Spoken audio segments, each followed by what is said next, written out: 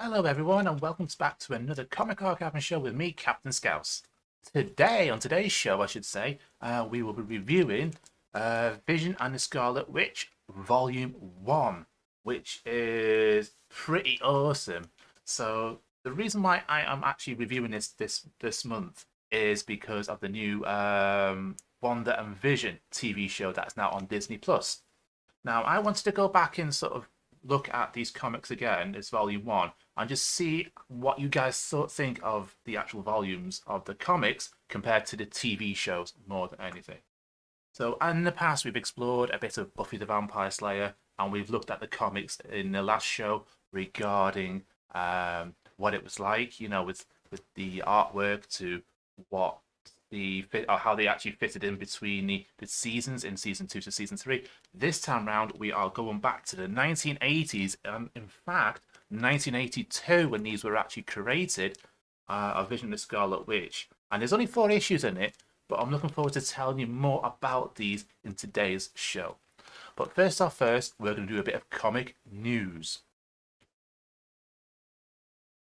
Now we move on to a bit of comic news. Now, first things first, it's been a while since we last had a bit of comic news, so there hasn't been much out there, but what I have managed to find in the past 2 months has been quite entertaining, to say the least.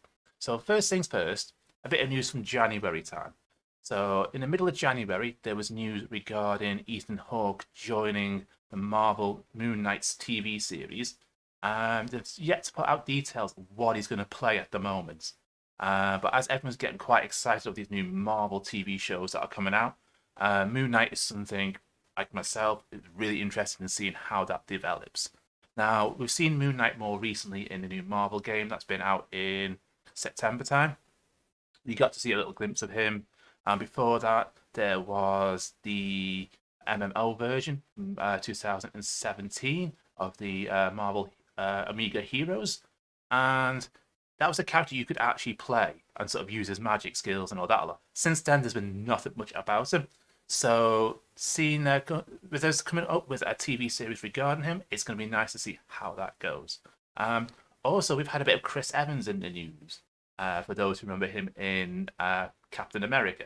Now, he shrugged off rumors regarding seeing him come back as Captain America in future Marvel TV shows and films. As much as fans would like to see him come in, he has sort of shrugged it off as the first I've heard of it. You see it in the Twitter sphere, all the rumors and that.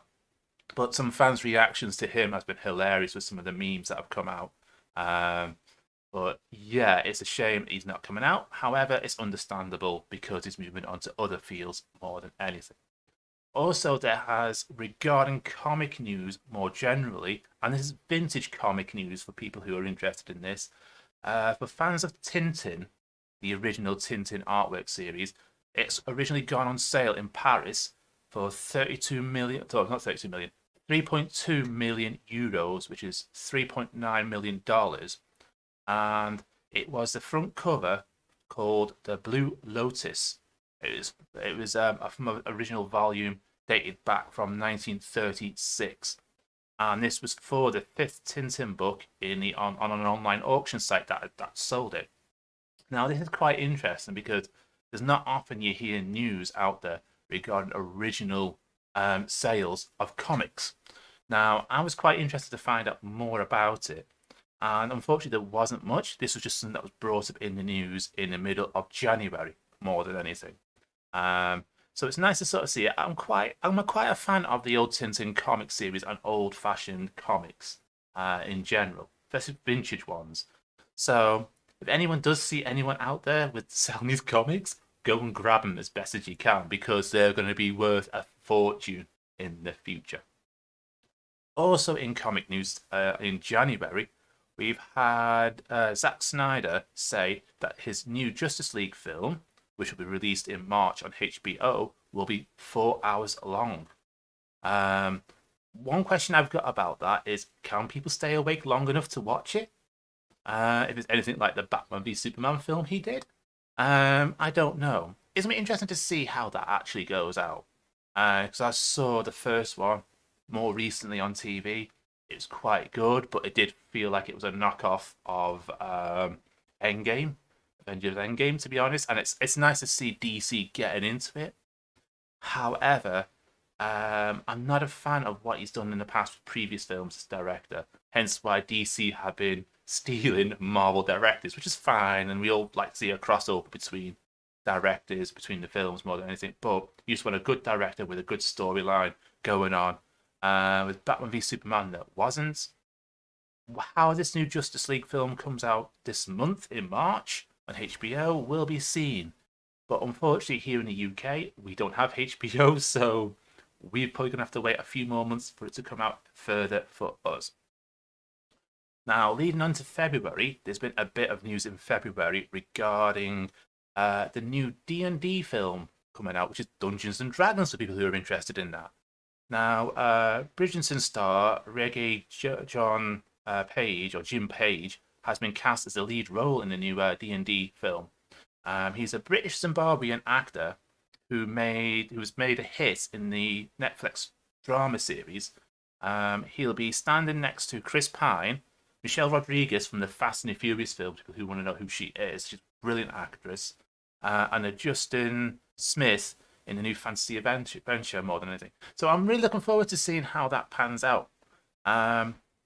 It's a film I'd be interested to seeing. I remember there was a film about it in the 90s, but it wasn't that much of a popular film. It's a bit of a flop, I've got to say. You guys tell me what you thought of the old film, and we'll see what it's like, you know. And it'd be nice to sort of see how it pans out with this one. If I remember rightly, I think it was I can't remember who it was, but I remember the two brothers who did that film together, and they were awesome brothers from Don't Go Drinking Your Juice in the Hood in South Central. I remember them doing that, and they were doing that one at the same time more than anything. So it's going to be interesting to see where they go from there, more than anything regarding this new D&D film. Also, we've had Wonder and Vision starting on Disney Plus, hence why we are actually reviewing the original comics on this show. And it seems to be getting quite a lot of good reviews. And it does feel like it's similar to the storylines that we see in the comics. And I'm surprised to see that they've added. To be honest, this is what gets me: is a lot of fans have been saying, "Oh, Magneto's in it. What is he doing in it?" You know, And as I will explain later on when we do the full reviews of the original comics today, that he's in it for a reason. And like I said, he was in the original comic series, and there is like a link between them. And I'm not going to spoil it in this comic news. I'll save it for then. But yeah, it's nice to see it being really sort of popular at the moment. It's been hard to keep away from the spoilers.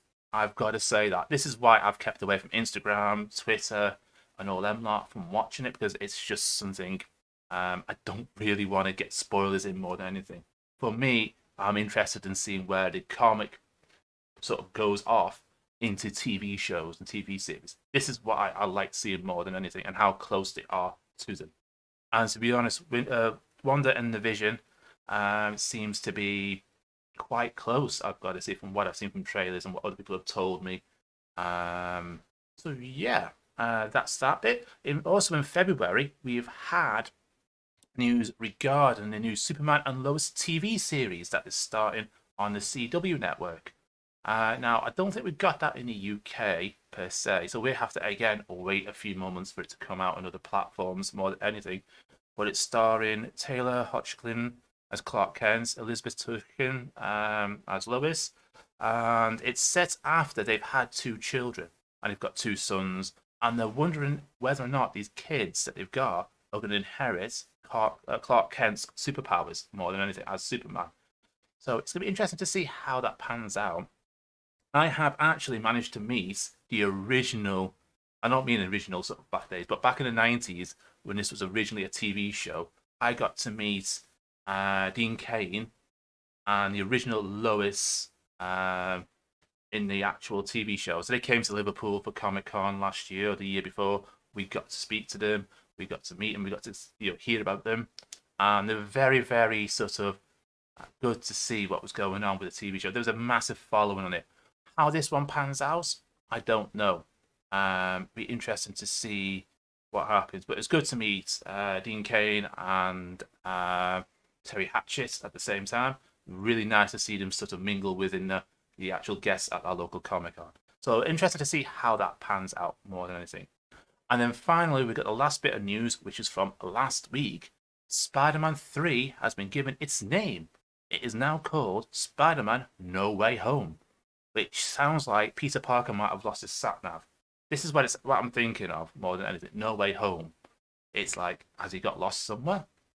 Um, I've got to say, I have not seen the last Spider-Man film because I watched the first one he did, and as much as I like him as an actor, I am a bit regarding the storylines of the whole Spider-Man franchise that has happened recently. Um, we've only just got the name of it. We don't know what's going on plot-wise or anything like that regarding this new Spider-Man film. I'm sure Marvel will sort of release it as the time goes on this month or later on in the year. But it'll be interesting to see what happens regarding that. But yeah, that's been our sort of comic news for this month or for this show. It's nice to sort of see how it goes because I'm interested to see how Marvel Moon Knight goes on, how the new Justice League film comes apart. We'll see what happens with that. We've got the new D&D film coming out, and we have the Superman and Lois TV series coming out. So I'm really, really sort of hyped regarding see how they go. But yeah, that's your comic news for this show. Now we move on to reviewing the main comics here, which is Vision and the Scarlet Witch Volume 1, and this is issues 1 to 4. Now, I first reviewed these on Twitch in November 2019. This feels like some years ago now, but it was only a few months ago for me more than anything. And it was really nice to sort of read up on them and just seeing how the comics sort of looked and felt more than anything. It was a really good, strong storyline.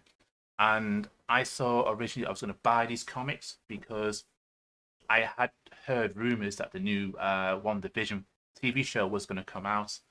And so I managed to grab the first volume, and then the details came out regarding it and all that. So this is an awesome opportunity for us to actually delve in to this comic series. Now it's on the TV series is now on Disney Plus now.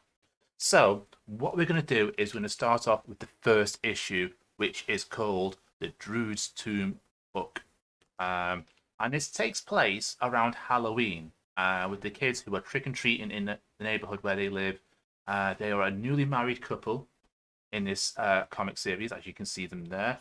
And they were looking on, and as they're sort of trick and treating the kids, they're looking on as Vision and Scarlet Witch are walking around the suburbs of New Jersey. In the comic, they're both married, and they have Jarvis living with them in the Avenger Mansion. And it's awesome to get this storyline of an Avenger Mansion in the actual film. It's like in the actual comic, I should say. It's just like, wow, you know. And as they're walking around, some of the kids dressed as ghosts and goblins corner them and ask them trick or treat. They go up to Vision and one, they go trick or treat, and as they say that, Vision thinks over what he's going to decide to do next. So he says, as I haven't got no treats on me, I'm going to give you guys a trick. So what he does is he fades his hand into the kid's trick and treat bag like a ghost, and you see it popping out the other end as the kids go, ooh, like that in amazement. So after doing that, they then head back to the mansion. And as they head back to the mansion, Jarvis turns up and gives Wanda a spell book that Captain America has found on his trip to England. And he turned around and said that Cap wants to give this to her. And it's a book which is written by the ancient druids, which might help her sort of discover more about her heritage and that she might find more of a use for it than Captain America would do normally. So, as they get used to married life, together. They are sort of kissing near open fire, and they noticed a book that they plunked down on the table doing strange things. One of which is it turning the kids who come trick and treating to their house into evil versions of their costumes. So, including the kids they met earlier on today, they dress up, whether they're dressed up as ghosts and that, they turn into ghosts. Some turn into pumpkin goblins, you know, and just people just turn into werewolves and things like that. That's what you see in the comic. Um, so as they're battling them, a druid turns up out the book and takes Wanda on a journey through the history of European druids. Um, we see them fighting the Roman Britons at Stonehenge. Then we travel across to Notre Dame Cathedral in the Middle Ages. And then when they have returned, the druid introduces himself as Samana, the internal embodiment of All Hallow Eves. And it's great to see this in a way, and where I never knew there was an actual druid for Halloween in this sort of sense. It's probably made up anyway, but the fact that they've introduced these in these comics as early as the 1980s, it's nice to sort of turn Halloween into a um, sort of druid sort of festival in this sort of way. So he's turned up for a reason, and he tells Wanda this, that his spirit was trapped within the tomb on where Captain America had found the book. And it turns out when Cap found the book and he visited England, he got hold of the spell book, and because the druid was imprisoned in the tomb, he had to use the book and transfer himself to the book and wait until Hallows Eve before the druid could be freed. So when they come back, they end up coming back into their own universe after the droid sort of explains this to Wanda. Um, Vision and Jarvis are still battling the costume kids trapped sort of unable to come out of their costumes. They're trying to get them off the masks more than anything, and they're just finding it a bit of a struggle. So as they're getting the masks off them, the druid is telling Wanda that she should join him and not fight him, with her choosing to fight him and winning, but with a warning. Now, just as they finish the fights, her father shows up, the druid disappears, and everything's back to normal. And her father, Frank Roberts, turns up. And it's a pretty nice Halloween comic. This is. With the tales of druids, it's nice to start off like a first volume of a comic series ever of this sort of thing with that sort of storyline. And this, when I first read this, I wasn't even aware Wanda had a father called Frank Roberts.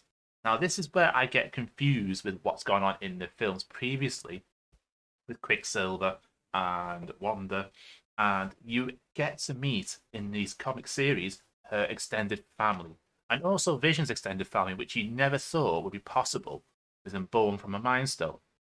So this is where this gets really interesting, and I'm not sure if there were any previous issues that we've had and where they've appeared together, but this is the first one they've had in married life more than anything. But Volume 1 is interesting. If you like your Halloween style Vision and the Scarlet Witch, do check out Vision and the Scarlet Witch, Volume 1, Issue 1. It is an awesome comic, as you see there. And as you've got at the bottom, it's the Night of the Living Druid, the Night of the Living Dead, and that sort of way. They changed it to Druid, which is awesome in that sort of way. But yeah, from 1982, this is quite a good storyline, and it's nice to see that being transferred into TV shows more than anything. So next, what we're going to do is we're going to review issue 2. Now, issue 2 is a bit different. This goes back to the backstory of sort of Vision in a way. And this is called Faith of Our Fathers.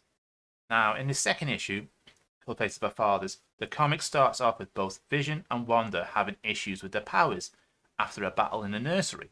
Now, we don't know where this is. We really don't know. And it's like, what? How's this battle taking place? It's like, what happened here? You think? But in this comic, you go through the backstory of how they get there. So the start of the story in this comic is basically the end of the comic more than anything. As you flip through towards the end, it took me several reads to figure that out more than anything. But that's what's happening with issue 2. Now, it starts off with them recovering back at Avenger Mansion with Jarvis looking after them. And this is straight after what had happened in Volume 1, Issue 1, and where Frank Roberts turned up visiting him and has been asking help. This is why he's visited, and this is where we sort of start off the comic mostly. And asking them to gain custody of their son, which is Wanda's brother. So they end up talking to the Inhumans via a video link. During this video call, they find out that Neuro, known as Nuclear Man, or the Nuclear Man, I should say, who is a radioactive mutant. Now, I need to point this out is that before the birth of Quicksilver and Crystal's child, uh, this is where Nuclear Man appears more than anything. So it's like the oldest version of her extended family of her brother more than anything. And it's not the same as the Nuclear Man you'd normally find from other Marvel things. This is an actual person who has got his powers from family inheritance more than anything. So we now yeah, this is what we got. So after the video call, they go and chat to Frank Roberts about Nuclear, and we see Vision calling up the General Hospital, asking about him. We next see a mid-battle fight, and Vision is battling someone whilst Wanderer is lying on the floor in the nursery. So we get these in and out sort of visions of what is happening in this sort of towards the end. So it's like middle of a comic. It's a bit like explain. It's hard to explain it. It's a bit like a Quentin Tarantino film. You don't get the start of the film first. You get like an ending, and then halfway through it, it's like a medium sort of thing, and you get the sort of the beginnings in between the start and the medium sort of bit sort of thing. It's like that, this comic. So yeah, we get sort of a backflash of Wanda lying on the floor in the nursery, and this is something that's happening in the future. Now we get before this, where they have actually visiting this hospital. So after Visions call them up, more than anything, they then end up in the hospital and they discover Nuclear Man, not Nuclear Man, Nuclear, aged 32, in a dome being radioactively sectioned and scanned for his powers. And this is known as the nursery. So this is where we find out where this has happened. And this is where you can see now where the fight is going to take place in this comic. Now, he's in a nursery ring in a hospital for mutants with special powers, which is designed to hold them for a lifetime in a plexi-led bubble. It's hard to explain it. It's like a bubble dome around where they are more than anything. It's at this point we see Dr. Bischoff looking on and worrying that they want to take custody of Nuclear, which he believes is against the original court order. So the original reason why he went into there was because he couldn't handle his powers when he was a baby. And he spent all his life in this nursery. Now he can handle his powers. They want to take him away and sort of say, look, he can come home. We'll look after him more than anything. And in this, we see Dr. Bishop turn up and he starts talking to them one by one about Nuclear, and I'm trying to persuade them not to take him away. And this is where we sort of hear Dr. Bischoff, who doesn't like what he's hearing, going away and returning wearing a radioactive suit. Then he starts fighting them, and as he starts fighting them, we see Frank Roberts unveiled as the Whistler, the fastest man on Earth. And this is where we sort of get the idea where Quicksilver gets his powers from, more than anything in this comic series. His Quicksilver got his powers from his father, who was the fastest man on Earth. And as he's battling him, the Whistler, as we can call him, he is killed by Bischoff. So Vision and Scarlet turn around and battle him. Vision ends up defeating Bischoff with the help of Wanda's brother Nuclear, who frees himself from his bubble to try and sort of take him down. And this is where we've also seen with the back visions of Wanda lying on the floor in the nursery. She gets hurt, she's knocked out. So this is where Nuclear comes in and decides, look, why have you done that to my sister? And ends up battling him and they defeat him. Towards the end of that comic, they go and visit his father, and his father has died from the fighting, but his father actually got to see him fight, which is quite a nice sort of thing to sort of see more than anything. Overall, this is a great comic telling the story of Nuclear. Now, like I said before, this isn't the same Nuclear Man we've seen in the current Captain Marvel comics, but it gives us a background to Wanda's family. And with her father being the Whistler, we can see where Quicksilver got his powers from, and that she has an older brother too, which is really nice to see. And this is where I'm getting at regarding Volume 1. And this is where the film's never touched on, to be honest. When people have watched the original Avenger films and they think, oh, I know the backstory of Vision and the Scarlet Witch from when they were. No, the stories on the film are slightly incorrect. And I do say slightly. Um, the way they were given the powers are totally different to what we've got in the original Volume 1 comics. We can get the inkling to where they would have gotten from, but you've got to bear in mind as well that the film will over dramatize of it, and this is a comic from 1982, so they've had since the 1980s to come up with some good storylines. Maybe the stories on these weren't, as good as they want. They wanted them sort of to be mind controlled by Hydra in that sort of way. So getting this sort of backstory of Wanda's family, pretty good. And this is where I like the TV show showing certain things like that if it comes in. They're already talking about second series possibly. We don't know. It's something that's rumored. Whether it goes ahead, we don't know. But if they ever do, that'll be brilliant because they've always got a volume 2 of Vision of Scarlet Witch already out, which is probably double the issues of volume 1. But the fact that you get the first volume of these comics are all based on the backstory of Vision and Wanda's family backgrounds, it's great to see with that.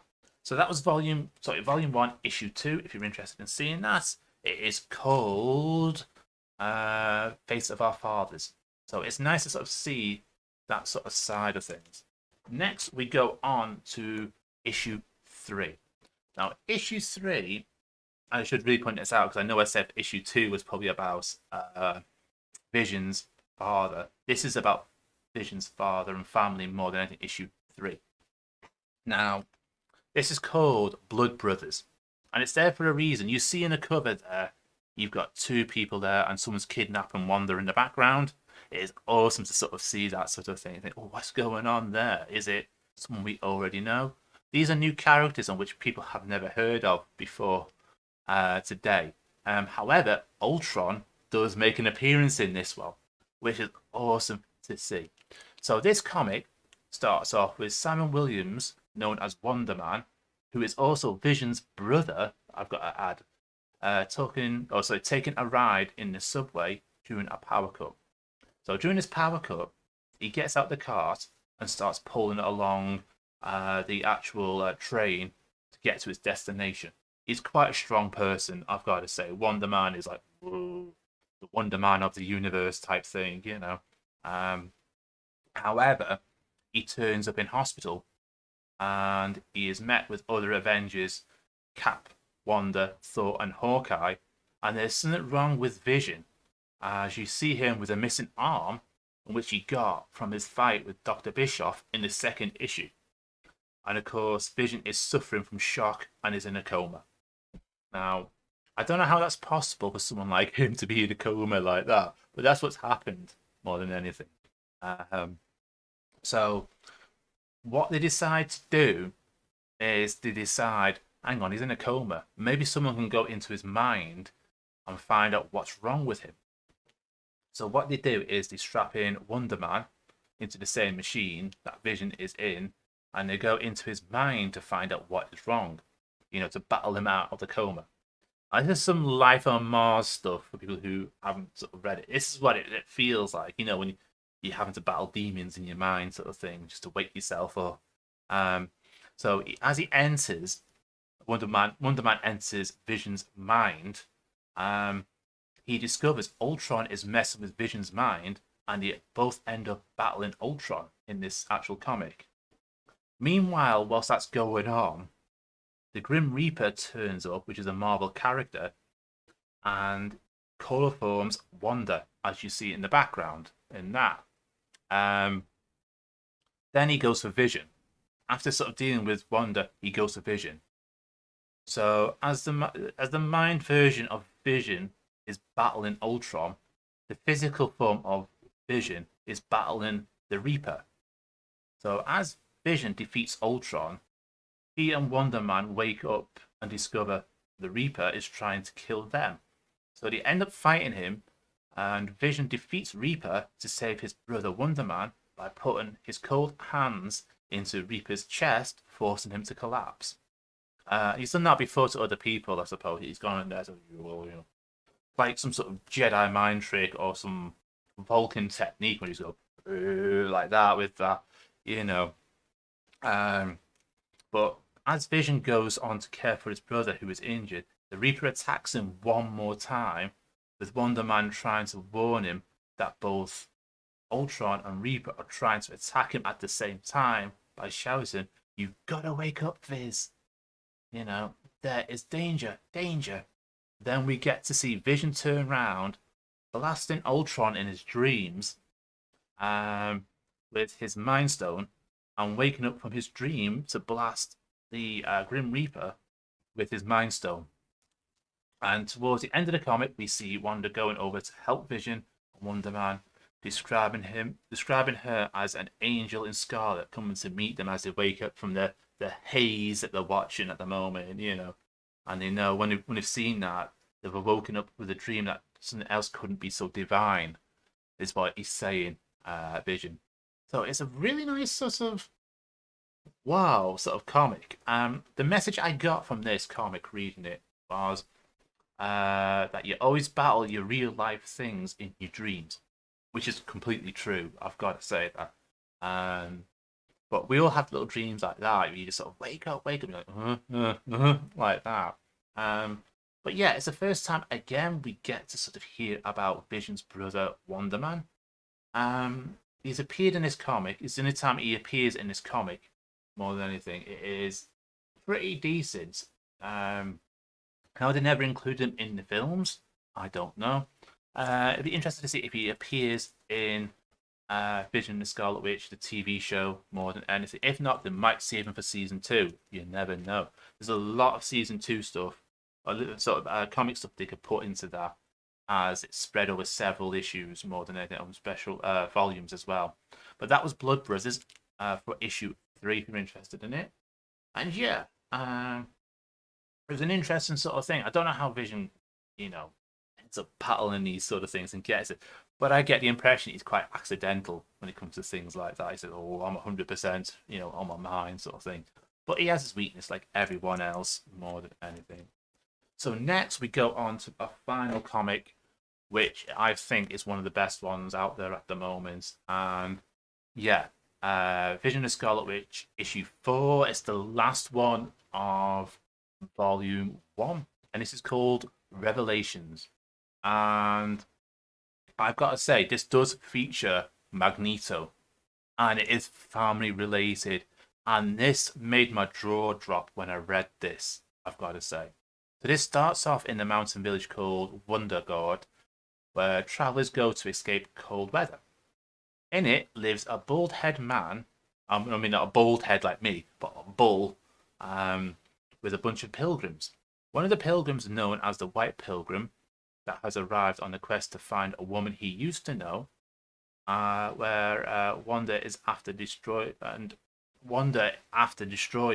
the shield, the shelter. So you're after trying to find Wanda, apparently, this White Pilgrim, for some reason. Meanwhile, back in the other side of the world, more than anything, Wanda and Vision have gone off to the moon to visit the Inhumans. They are introduced to Crystal's new baby called Luna. Now, in Volume 1, it seems Wanda has many brothers that we know of. Nuclear being her older brother, but also Piergo, who is married to Crystal. We don't get to see that in the Inhumans TV show, which I have seen before. But in the comics, he is married to her and is also Wanda's brother.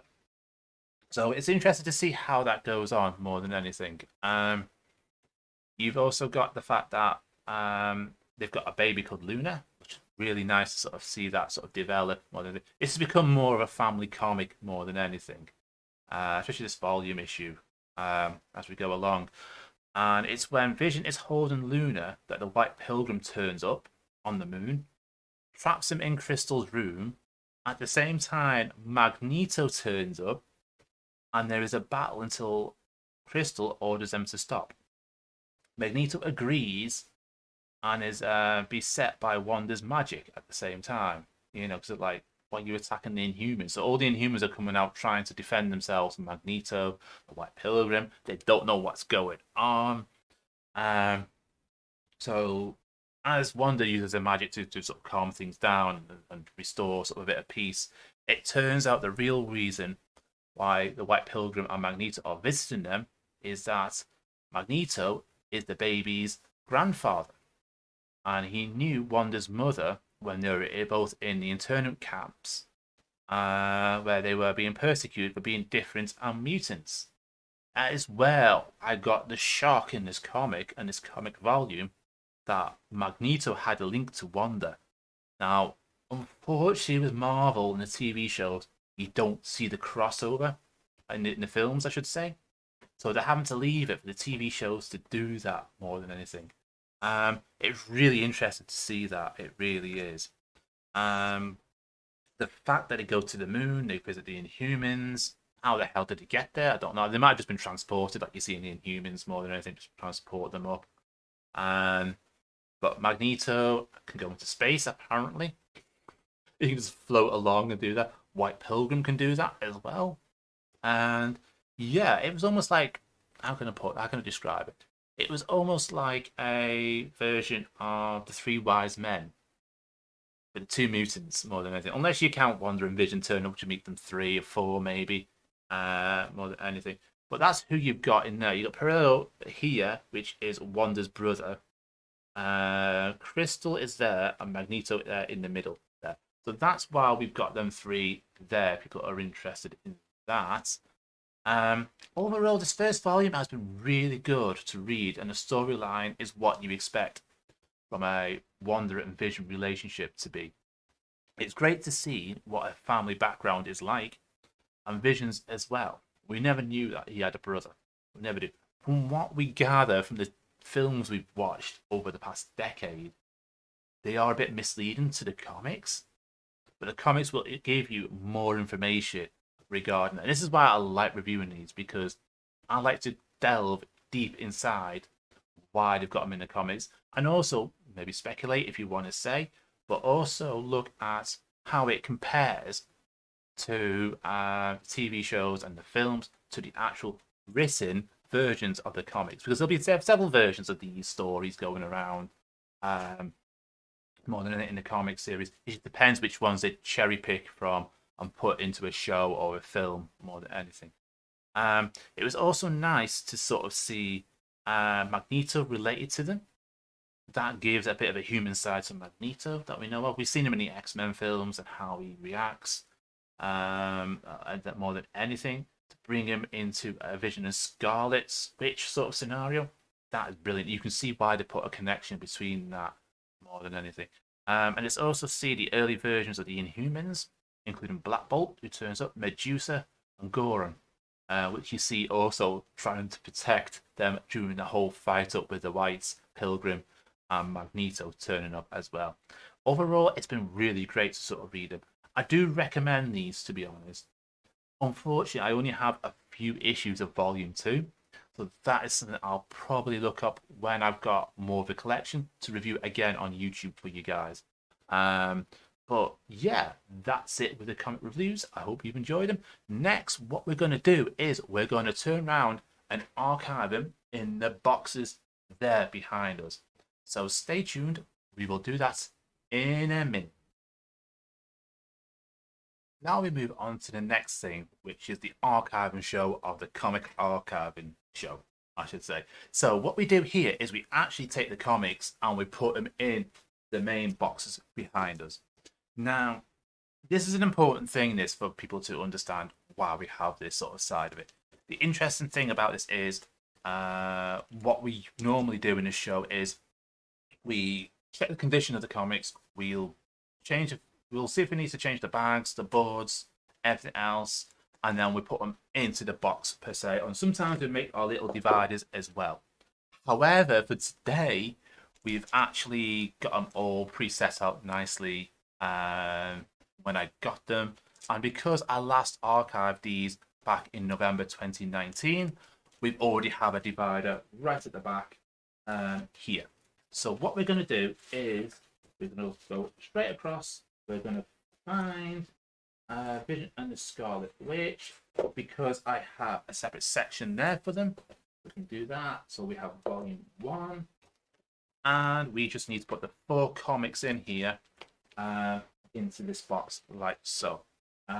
Incidentally, I do have some. Let me pull this up for you. They do get quite heavy. I do have some volume 2s here.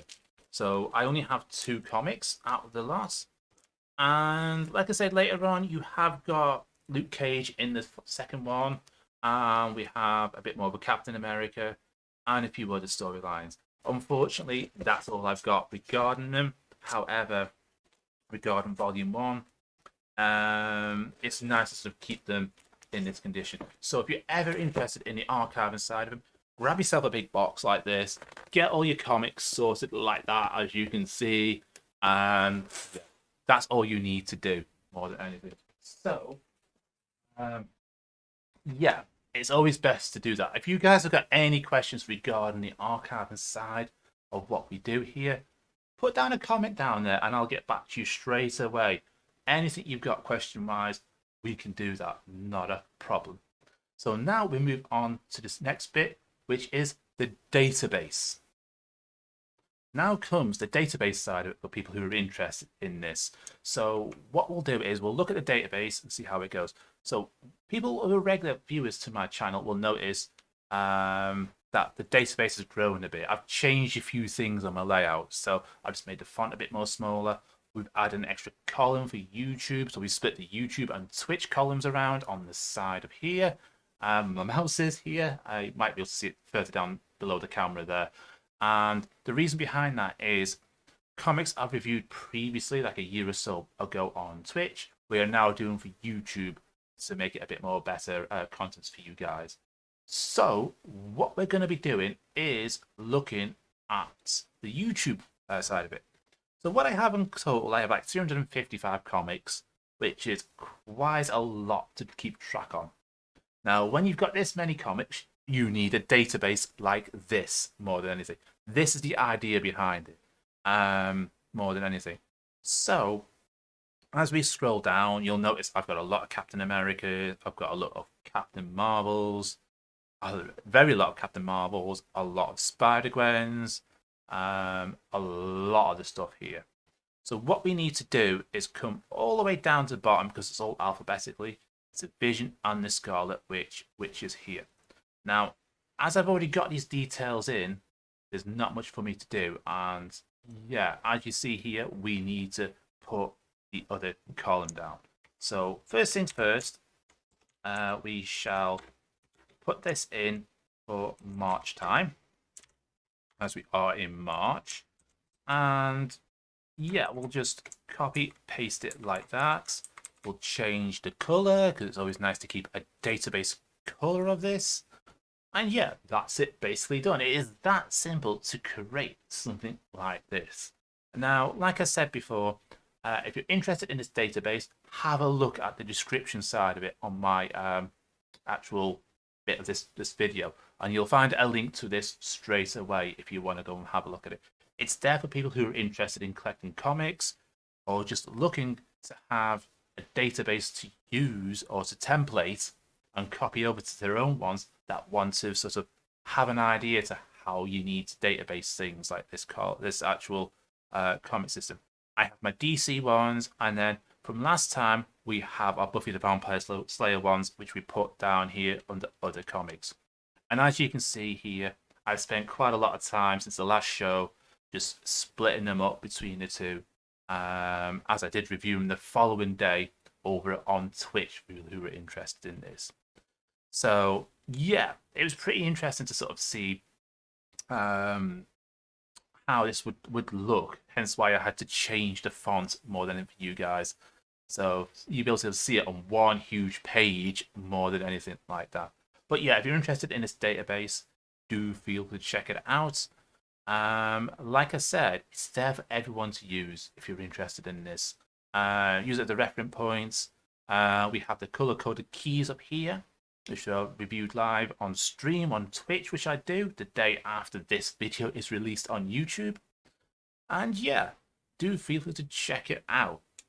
So if you've got any questions regarding this database, or you just want to sort of inquire it, you can ask me privately if you don't want to ask down below in the comments section, or you can just sort of tweet me if you're interested in this. Just let me know what you think of this database more than anything. So this is the end of the comic archiving show on this. So what we've done today? So what we've done today is we reviewed a bit of Vision and the Scarlet Witch Volume 1. That was really interesting to do because with the new Wonder and Vision TV show coming out, it's been really nice to sort of look back at the original comics and just see how that goes more than anything. How do people react between the comics to the TV shows that have come out and from what they've seen previously on the films? There's a lot of difference going on between the films, the TV shows, to the comics.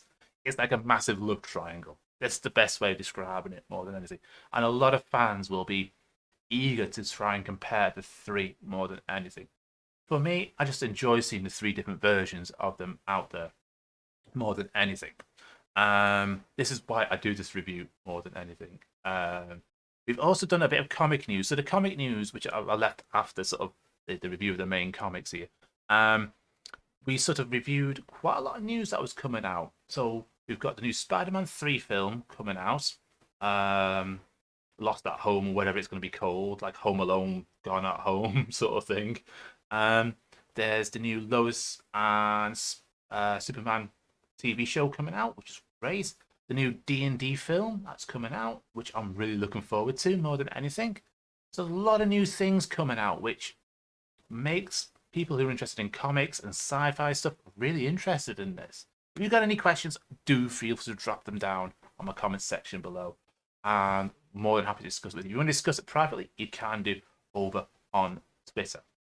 So all that's left for me to say is thank you for watching me. I've been Captain Scouts. If you've enjoyed what you've seen today, do feel free to click on that subscribe button and the like button as well. If you've liked what you've seen off stream, do have a look and follow me on Twitter, where I tend to tweet quite a lot of stuff about this. I'm also on Twitch, where you can catch up with live versions of this show. And finally, I have my Instagram page for those who are interested in different things about Instagram more than anything. I shall see you guys again on the next show. But for now, have a wonderful evening, and I'll see you then. Goodbye.